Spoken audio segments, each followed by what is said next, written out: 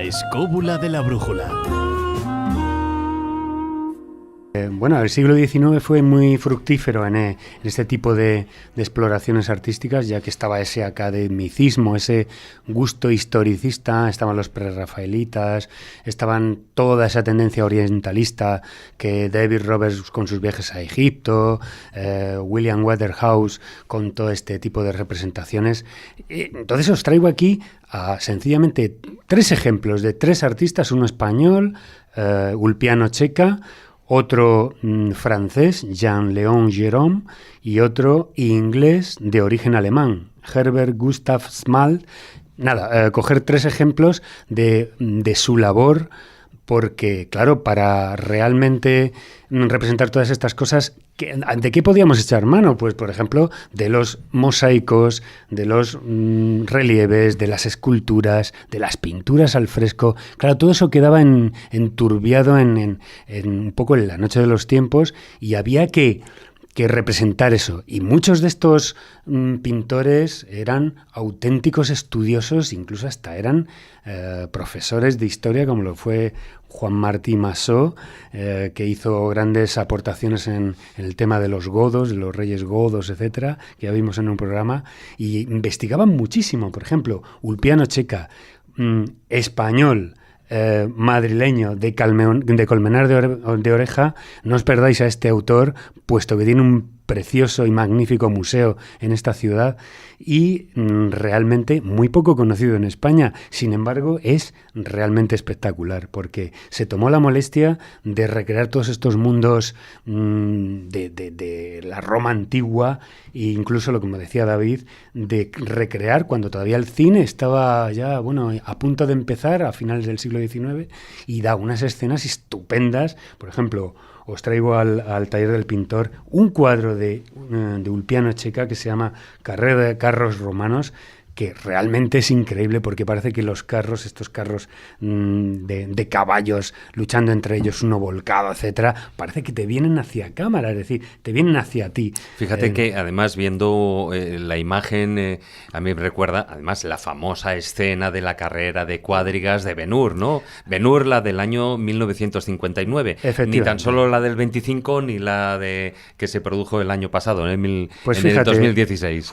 Os doy un dato a los amigos oyentes y a vosotros, y resulta que a Ulpiano Checa, Jean-Léon Gérôme y todos estos pintores vinieron toda la etapa de producción, tanto de Ben-Hur como de Quo Vadis, a estudiar a estos pintores españoles que habían logrado realmente representar tan magníficamente todas estas escenas, porque, por ejemplo, en esta de Carrera de carros romanos de 1890 aparece ni más ni menos que exactamente igual que esa toma de los carros tomada con un cámara car, precisamente, en la que, sabéis que esta técnica del cámara car, está la grúa, el steady, todo este tipo de técnicas de cámara, filmando dentro de un coche y los caballos corriendo hacia la cámara, dando esa sensación, carros cayéndose, caballos que se vuelcan. Es decir, este pintor español fue súper becado,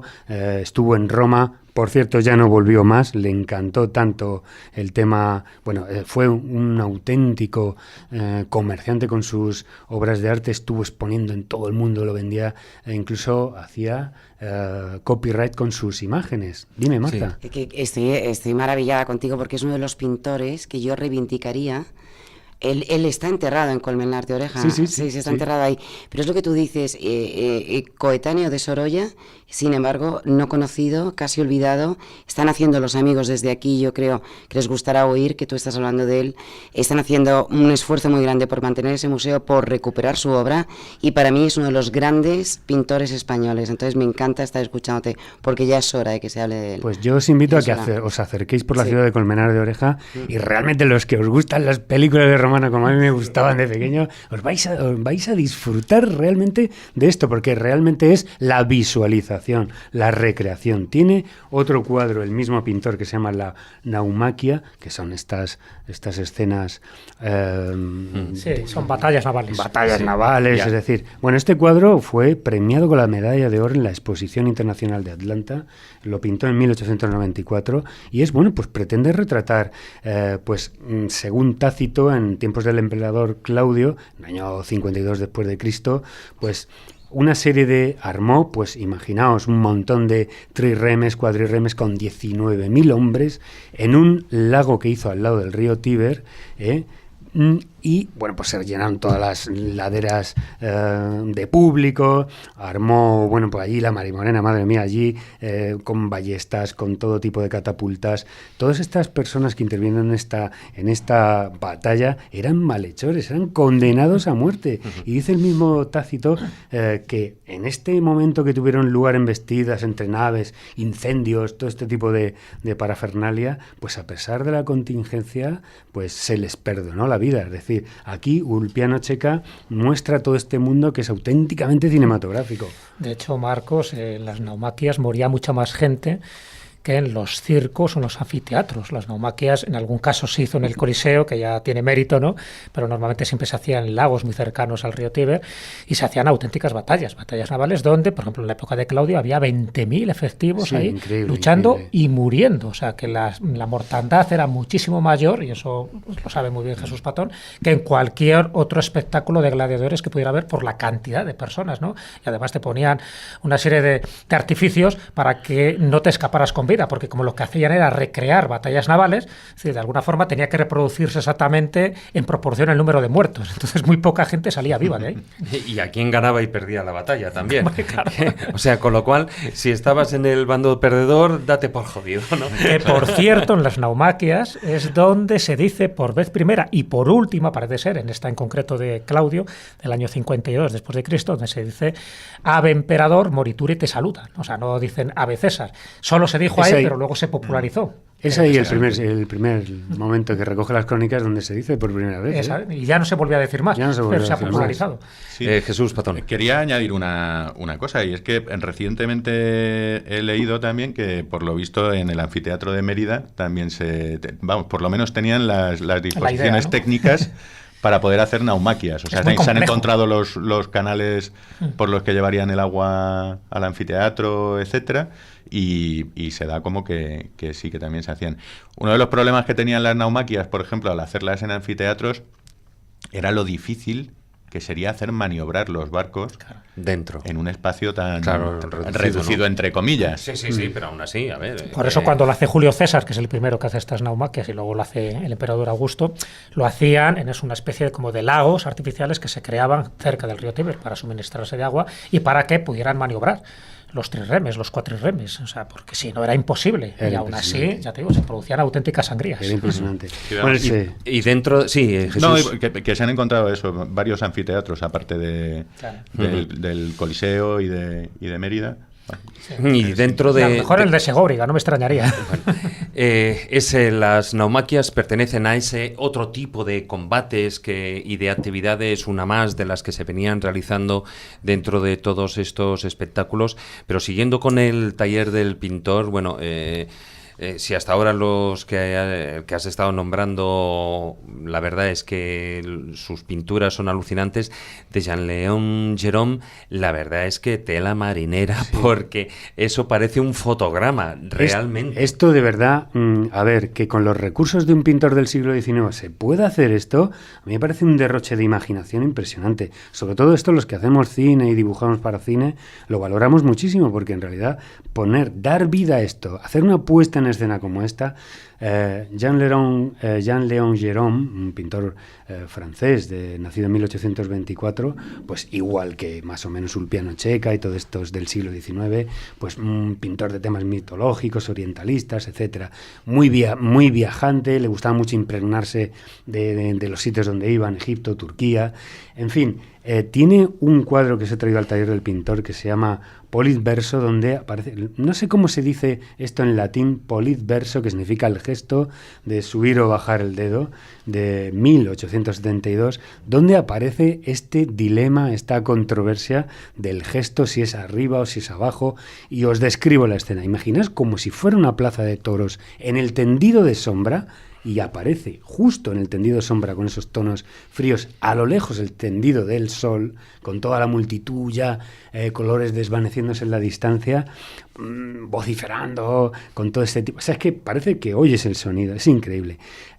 Al término de una de estas escaramuzas de los dos gladiadores del tipo murmillo o murmillón que hemos estado viendo con esta especie de casco, esas mallas, le pone precisamente al que está abatido en el suelo el pie encima del cuello y mira hacia el público. No mira hacia el emperador, mira hacia el público. Y el público, la primera línea de gradas que aparece ahí, que deben ser, pues, hombre, gente importante, allegados al emperador, etcétera, le está señalando hacia abajo, el dedo hacia abajo.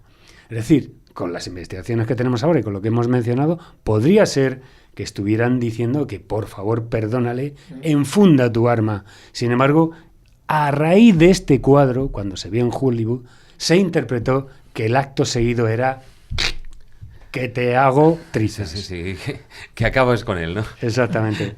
No, bueno, es alucinante y además sí que cabe resaltar en la imagen que todos vosotros, queridos oyentes, podéis estar viendo porque ya están colgadas en nuestro canal de Facebook. Es impresionante lo que tú estabas apuntando, y es que como un jugador de fútbol cuando marca un gol que se va a la grada para conseguir el aplauso y levantar los gritos del público, no se dirige al palco donde está el presidente, ¿no? Para que le firme otro contrato. No, se va a conseguir su rédito, que son los gritos de los aficionados. Sí, señor. Bueno, pues otro para Jesús, completar. querías comentar. Sí, no, quería hacer un apunte sobre ese cuadro. Pero en particular hay dos detalles de ese cuadro, uno que me gusta mucho y otro que no me gusta nada. ¿Por cuál queréis que empiece? ¿Por el que El malo. Bueno, pues el malo es que realmente un gladiador no tendría otro gladiador tumbado en el suelo y poniéndole el pie en el cuello en ningún caso. Uh-huh. Normalmente el gladiador vencido quedaría arrodillado y sujetando la pierna de su vencedor para poder sostenerse. Y el vencedor simplemente quedaría con su arma apuntando al cuello del vencido. El detalle que sí me gusta es que el gladiador vencido está levantando los dedos, que era la forma de pedir el favor del público, ¿no? La clemencia, ¿no? Pero realmente el gladiador vencido debería estar de rodillas y con el dedo levantado. Que además me parece muy curioso. Con el dedo índice. Sería, sí, ¿no? Efectivamente. Porque lo que nos han enseñado en el colegio para pedir permiso para hablar es que tenemos que levantar el índice, ¿no? Claro. Y no sé si tendrá alguna relación o no, pero da un poco de miedo. Pues pasamos a otro ejemplo de este mismo pintor que describe perfectamente estas escenas que hemos estado viendo. Y además que nos vamos a otro ámbito de otro tipo de, entre comillas, espectáculos, en este caso sí, otro tipo de espectáculos que se venían produciendo en los circos romanos o en los coliseums, que era el dar caza o acabar con los cristianos. Perfectamente, o sea, dar de comer a los leones, que estaban los pobrecitos un poquito así, ¿no? Entonces, aquí describe la escena en la última oración de los mártires cristianos de 1863 de Jean-Léon Gérôme, que es increíble porque hay que pasearse detenidamente por todos estos detalles y vemos que al fondo hay como 10 o 12 postes de crucificados ardiendo, ¿eh? Luego hay un detalle que me he dado cuenta, que es que desde las propias gradas hay un señor con una pértiga de 3 o 4 metros, con una llama en el extremo, prendiendo precisamente todas estas ramas y toda esta leña a los que se están absolutamente chamuscando. Bueno, antes hemos hecho un poco mención de cómo era la infraestructura del Coliseo romano por dentro. Es verdad que esto seguramente tendría un entablamento, habría compuertas, poleas, etcétera. Pues fijaos, os describo la imagen. Hay un grupo de cristianos atemorizados, absolutamente arrodillados, y entre ese corro de mujeres, hombres, niños de todo tipo, se yergue una especie de hombre mayor, anciano, mirando hacia el cielo y entonando o clamando una oración que es lo que precisamente va a suceder en ese momento. Y lo que va a suceder en ese momento es que se está abriendo una compuerta en ese momento de estas dependencias interiores del Coliseo y está saliendo un león rugiendo, jadeante, y unos tigres que le precede. Bueno, esto es impresionante porque parece, esto es como Quo Vadis igual, esto es increíble.